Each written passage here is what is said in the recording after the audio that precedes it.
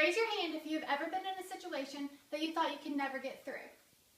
Now keep them raised if you made it through an even stronger person. Lolo Jones once said, "I'm inspired by failure, the process of defeat.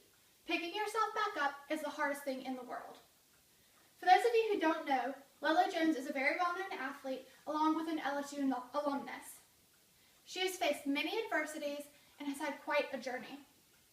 I would like to tell you now about her life growing up, her challenges that she has faced, and her accomplishments, and her current and future life plans.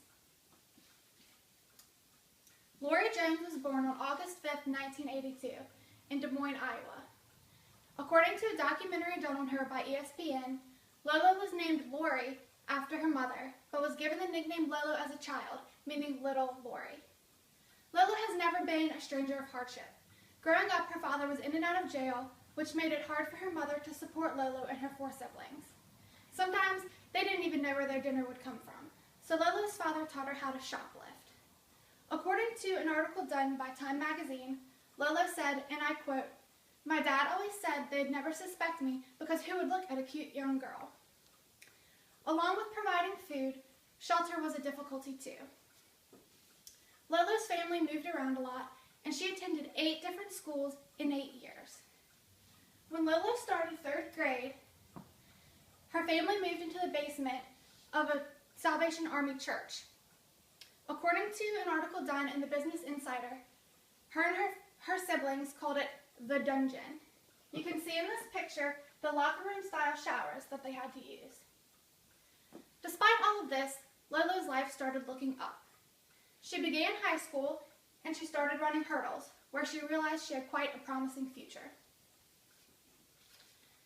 During her junior year of high school, it was time yet again for her mother to move, but Lolo decided to stay back and pursue a track career. During this time, she lived with 3 different families until earning a full track scholarship to LSU and leaving for college.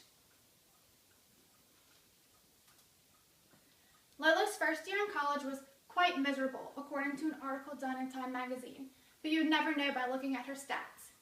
She specialized in the 60 and 100-meter hurdles, and by the end of her college career, she was a 3-time national champion and an 11-time All-American.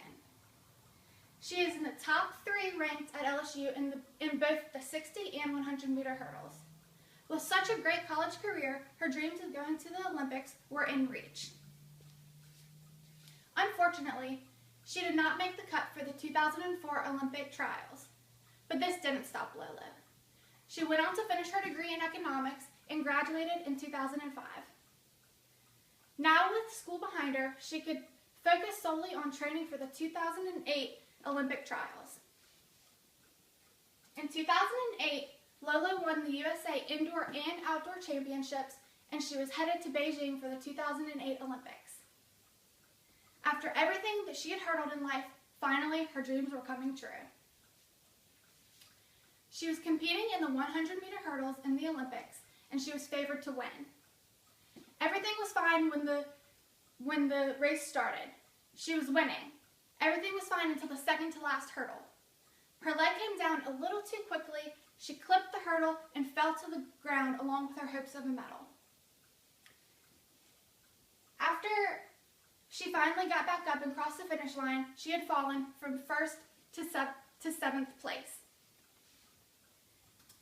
"It was very hard to pick myself back up," Lolo told USA Today.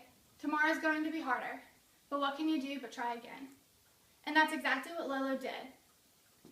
She began training for the 2012 Olympics, but once again was faced with a minor setback: spinal cord surgery. According to Biography.com, Lolo had a tethered spinal cord, which left her unable to feel her feet. In 2011, she went into surgery to repair it and made an unbelievably quick return to the sport, which made her able to compete in the 2012 Olympics in London.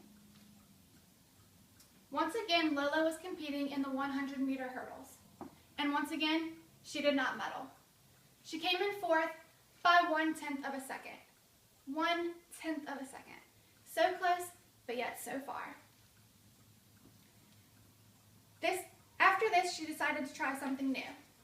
She tried out for the Olympic bobsled team and made it.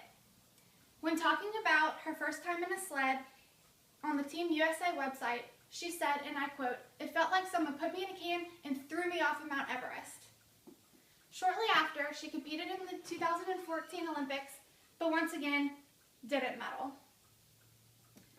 Shortly after she competed in the Olympics, she underwent another surgery for her torn labrum in her right shoulder.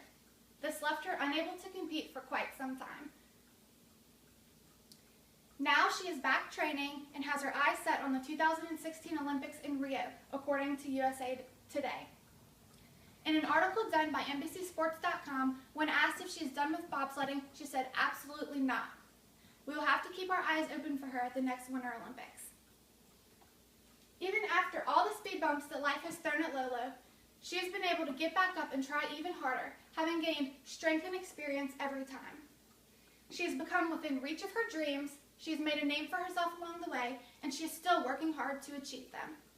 When asked how she deals with the big letdowns in life, she says, "I use the things that I don't achieve as motivation." Thank you.